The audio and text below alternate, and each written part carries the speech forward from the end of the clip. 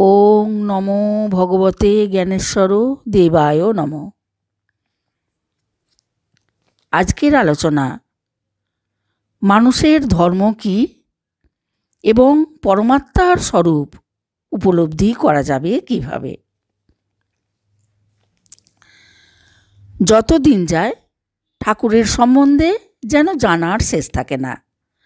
ঠাকুর যা আলোচনা করেন তাতে মন্ত্রে আবিষ্ট দর্শকের মতো সকলেই শুনতে থাকেন, কারোর বাড়িতে মন টেকে না। তাই ঠাকুরের অসাক্ষাতে সকলে তার সম্বন্ধে আলোচনা করেন, উনি সম্মোহনী বিদ্যা জানেন নাকি, নতুবা সকল সময় ওনার কাছেই থাকতে মন চায় কেন, ওনাকে ছাড়া হলেই মনের ভিতর কষ্ট হয়, এর কারণ কি। আর এইসব কথা হারুবাবু তার ভাইরা ভাই ধনঞ্জয় মণ্ডলকে জানালেন। ধনঞ্জয় মণ্ডলও এই কারখানায় কাজ করতেন। এসব শুনে তিনি একদিন সন্ধ্যায় ঠাকুরের আলোচনা শুনতে এলেন এবং সেই তত্ত্ব আলোচনা শুনে তার মন ঠাকুরের শ্রীচরণে সমর্পিত হলো। ব্যাস, এরপর তিনিও প্রতিদিন এই হরিবাসরের নেশায় যুক্ত হয়ে গেলেন। এরপর অবস্থা এমনতর হয়ে দাঁড়ালো যে সকলে কারখানায় বা বাড়িতে যে যার কাজটুকু করেই ঠাকুরের কাছে ছুটে আসতে লাগলেন। করিবাবুর বাড়ি কলমাসে, তিনিও কাজ করতেন এই কারখানায়। এখানে যাত্রাপালায় করিবাবু গায়কের অভিনয় করতেন। তিনি গান বাজনা ভালোই করতেন। এখানে শ্রী শ্রী ঠাকুরের ঘরে সঙ্গ হয়, ঈশ্বর কথা হয়, নাম গান হয়।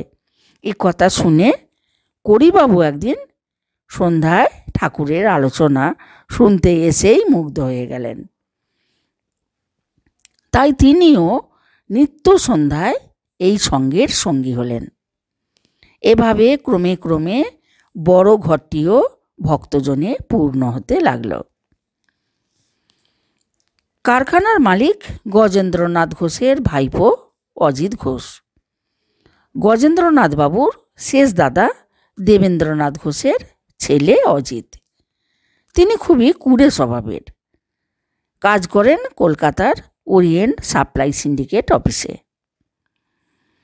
যাত্রা থিয়েটারে তার খুব ঝোঁক, আবার ক্যামেরায় ছবি তোলায় তার খুবই শখ। থাকেন কাকার কাছে বালির কারখানায় একটি ঘরে। সবাই ঠাকুরের কাছে ভিড় করছে দেখে অজিতবাবুও একদিন এলেন ঠাকুরের কাছে আলোচনা শুনতে। সেদিন ঠাকুরের মুখে ভগবত কথা শুনতে শুনতে অজিতবাবু তন্ময় হয়ে গেলেন। আলোচনা শেষ হলে অজিতবাবু নেশাগ্রস্ত ব্যক্তির মতো টলতে টলতে বাড়ি গেলেন।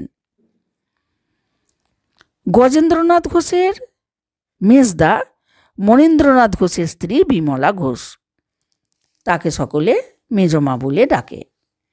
তিনিও সঙ্গ করতে আসেন। এখন তার সঙ্গে অন্যান্য মেয়েদের আসতে দেখে শ্রী শ্রী ঠাকুর বললেন, এখানে মায়েরা এসেছে ছেলের কাছে ঠাকুরের কথা শুনতে, তা ভালো, তা ভালো। এই বলে সেদিন ঠাকুর সংসার তত্ত্ব বোঝালেন। সংসারে থেকে কিভাবে সহজে ঈশ্বর লাভ করা যায় সেই গূঢ় তত্ত্বটি শোনালেন। ঘর ভর্তি সকল ভক্ত মন্ত্রমুগ্ধের মতো সেই নিগূঢ় তত্ত্বকথা শুনলেন। তাদের মন কানায় কানায় পূর্ণ হয়ে গেল। আলোচনা শেষ হলে তারা ঠাকুরকে প্রণাম করে অতি তৃপ্তি সহকারে বাড়ি চললেন। সপ্তাহের শেষে হারুবাবু ও শম্ভুবাবু একত্রে কলবাসে নিজেদের বাড়ি গেলেন। পরদিন তারা মালতী ঘোষের জ্ঞাতি দেওর কালীপদ ঘোষের সাথে ভগবত কথা আলোচনা করলেন। তা শুনে কালীপদবাবু জানতে চাইলেন, তোমরা এত সুন্দর কথা কোথায় শুনেছ? প্রসঙ্গক্রমে তারা ঠাকুরের কথা বলতেই কালীবাবু বললেন, আমি তোমাদের ঠাকুরের সঙ্গে দেখা করতে যাব, পথের ঠিকানাটা বলো তো। হারুবাবু তাকে কারখানার ঠিকানা বলে দিলেন। তাই কালীবাবুও হঠাৎ একদিন বিকালে বাড়িতে এসে হাজির হলেন। তারপর সন্ধ্যায় ঠাকুর আলোচনা শুরু করলে কালীবাবু সেখানে গেলেন। হারুবাবু পরিচয় করিয়ে দিলেন, ইনি কলমাস থেকে এসেছেন, নাম কালীপদ ঘোষ। আপনার কথা শুনে এসেছেন, কিছু জিজ্ঞাসা আছে।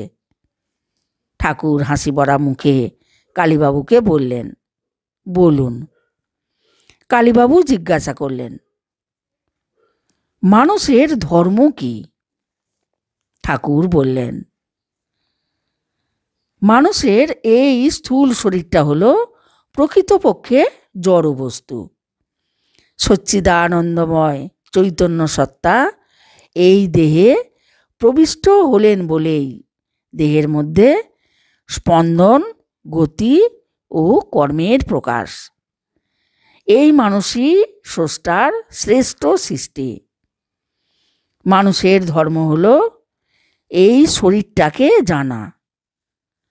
সে নিজে কে, কোথা হতে এসেছে এবং কোনটা তার গন্তব্যস্থল তা জানাই হলো তার ধর্ম।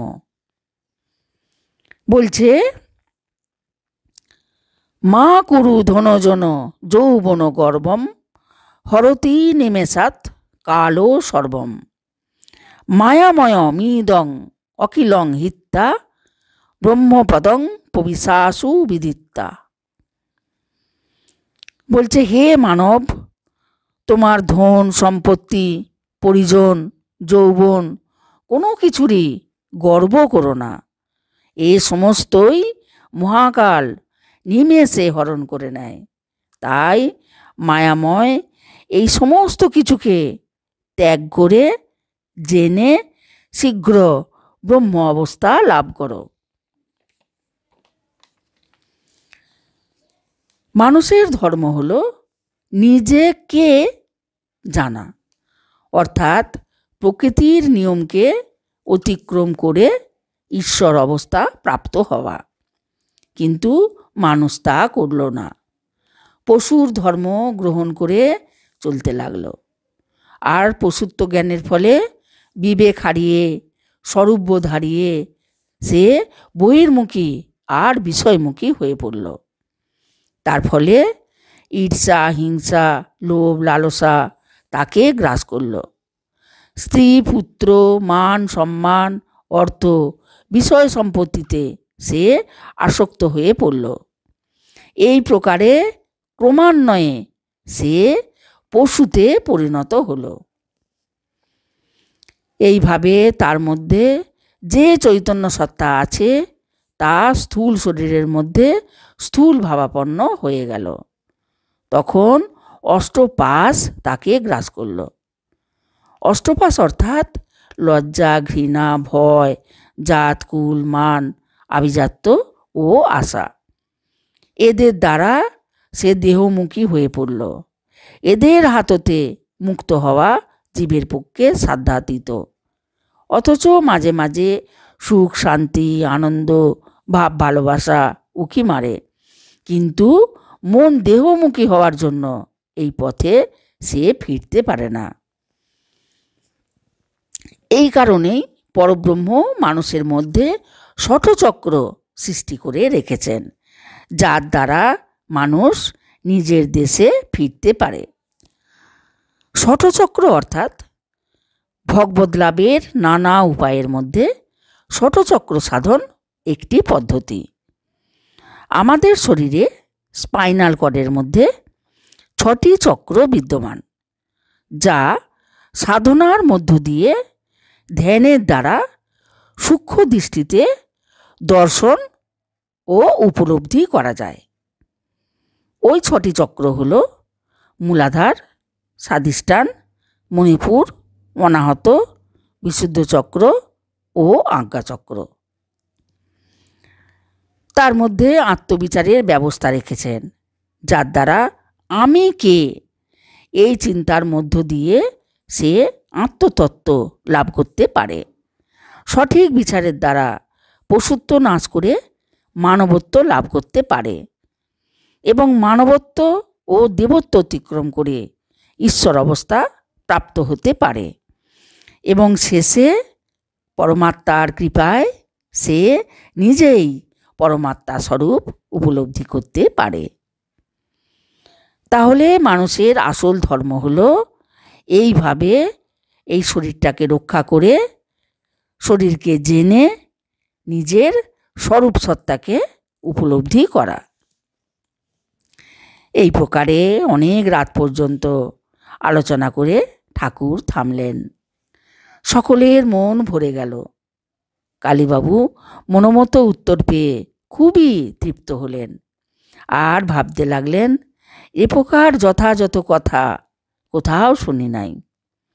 খেয়ে দিয়ে কালীবাবু শুলেন, কিন্তু ঘুম আর আসে না। ঠাকুরের বাণীগুলি তার চিত্তে বারবার জেগে উঠতে লাগলো। কেবল ঠাকুরের কথাই মনে পড়তে লাগলো। শেষ রাত্রে একটু ঘুমিয়ে পড়লেন। আজকের আলোচিত অংশটি শ্রী শ্রী ঠাকুরের লীলা কথা বালী পর্বের প্রথম খণ্ড থেকে আলোচনা করা হলো।